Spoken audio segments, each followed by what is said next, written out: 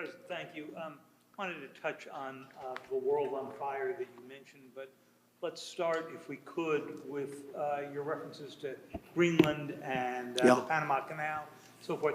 Can you assure the world that as you try to get control of these areas, you are not going to use military or economic coercion? No. And can you tell us a little bit about what your plan is?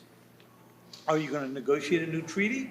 Are you going to ask the Canadians to hold a vote? What is the strategy? Yeah, And then I if can't that's assure you, you're talking about Panama and Greenland. No, I can't assure you on either of those two. But I can say this, we need them for economic security. The Panama Canal was built for our military. military or I'm not going to commit to that now. It might be that you'll have to do something.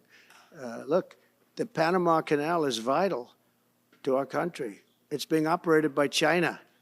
China.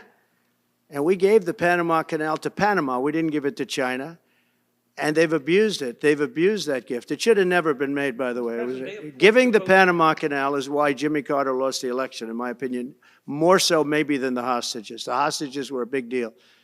But if you remember, and nobody wants to talk about the Panama Canal now because, you know, it's inappropriate, I guess, but because it's a bad part of the Carter legacy. But he was a good man. Look, he was a good man. I knew him a little bit, and he was a very fine person, but that was a big mistake. Giving the Panama Canal to Panama was a very big mistake. We lost 38,000 people.